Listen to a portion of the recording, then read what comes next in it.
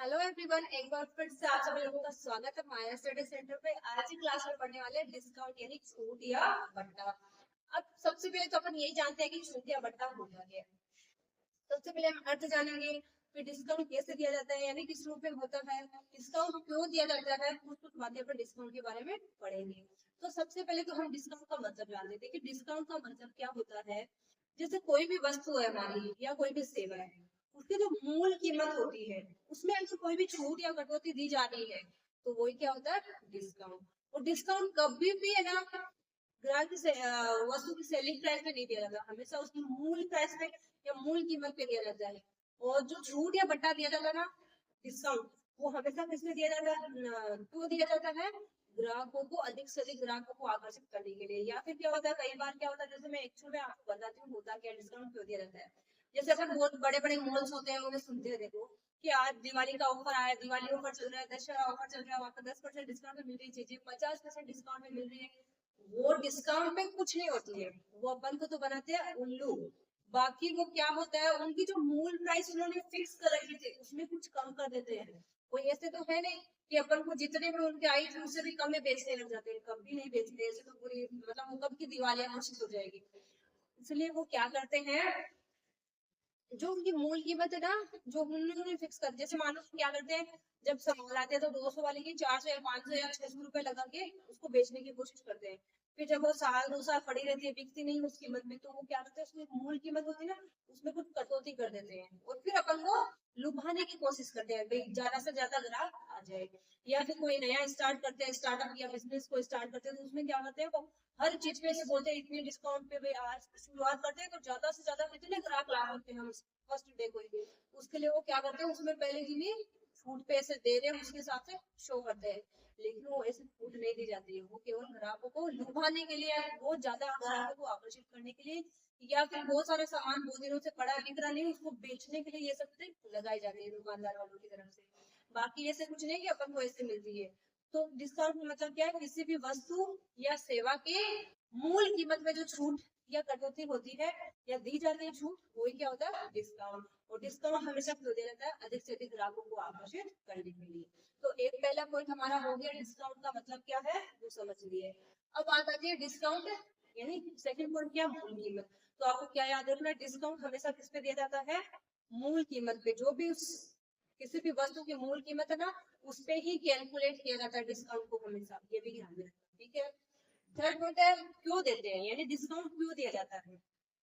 जैसे मान लो कि भाई आपके पास में कोई दुकान है या कोई मॉल है, उसमें आप सोचते हो कि भाई अभी मान लो अभी क्या आने वाली है, मकर संक्रांति आने वाली है, उसका ऑफर चल रहा है, वहां पे तो चीजें 20% डिस्काउंट पे मिल रही है, 10% डिस्काउंट पे मिल रही है। तो वो डिस्काउंट पे इसलिए देते हैं कि वो ज्यादा से ज्यादा लोगों को बुला सके उनकी दुकान पे, और ज्यादा से ज्यादा ग्राहकों को बुला के उनको सामान बेच सके। तो वो क्या करते हैं, उसमें डिस्काउंट डिक्लेयर कर देते हैं। वो ऐसे बड़े बड़े पोस्टर लगा देते हैं, दुकान के बाहर लगा देते हैं, रोड पे लगा देते हैं, उससे ग्राहकों को पता चलता है, वैसे वैसे भीड़ जमा होने लग जाती है और उनका बहुत सारा सामान बिक भी जाता है। तो उसके हिसाब से ग्राहक खरीद लेते हैं, वो सोचते हैं कि 600 रुपए वाले हमें 400 में मिली या 500 रुपए, उसके हिसाब से उनकी वो चीजें बिक जाती है। तो डिस्काउंट क्यों दिया जाता है, ज्यादा से ज्यादा ग्राहकों को आकर्षित करने के लिए, या फिर सेल्स में वृद्धि करने के लिए या बिक्री में वृद्धि करने के लिए भी डिस्काउंट दिया जाता है।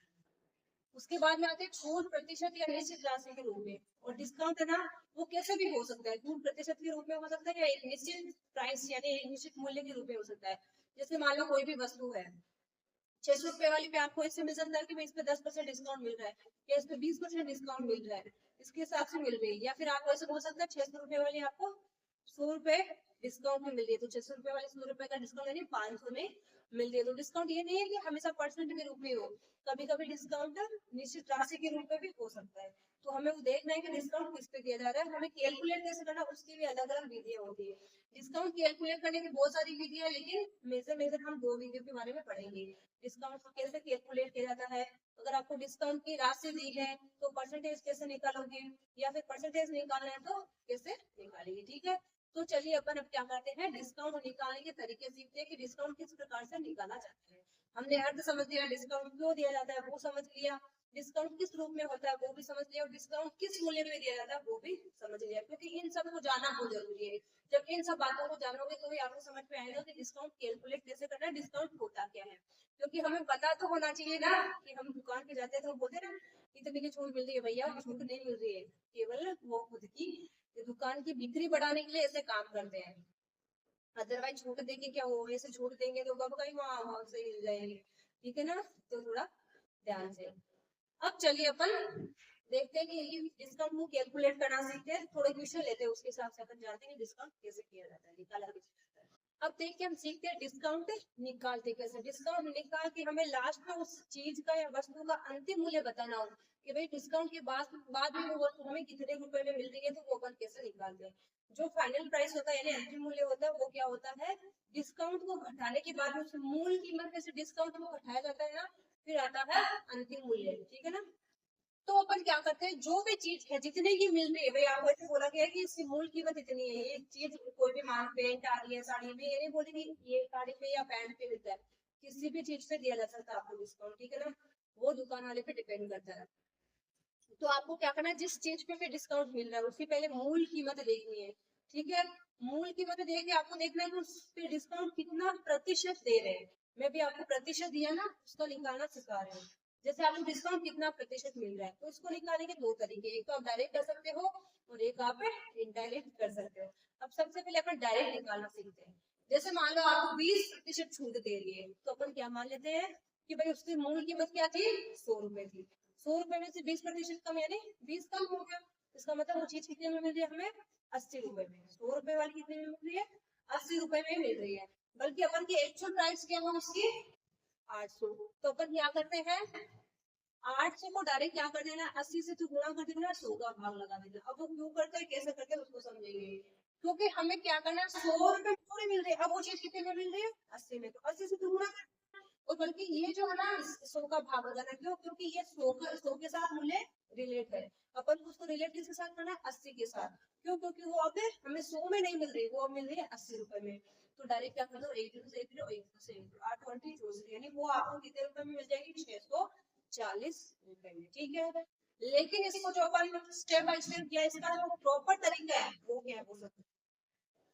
ये तरीका तो मान लो आप कंपटीशन की तैयारी कर रहे हो, आपको डायरेक्ट ही निकालना है तो काम हो जाएगा। लेकिन अगर आप किसी छोटे बच्चे को डिस्काउंट निकालना सिखाते हैं तो आप उसको ऐसे थोड़ी सिखाएंगे डायरेक्ट। आपको क्या करना है, जिस भी वस्तु के ऊपर आपको डिस्काउंट दिया है सबसे पहले उसकी मूल कीमत को लिख लो, लिख लिए। उसके बाद जितना प्रतिशत डिस्काउंट है उससे गुना कर दो, और प्रतिशत को हटाते हैं तो अपन को पता है घटे में क्या आता है, 100, ठीक है। अब ऊपर नीचे जो भी कट रहा है काट लो, 2 0 से 2 0 कट हो गए, 8 गुना 20 बराबर 160। ये आपके अभी अंतिम प्राइस नहीं आया, ये केवल क्या आया है, छूट निकाल रहे हैं यानी डिस्काउंट निकाल रहे हैं।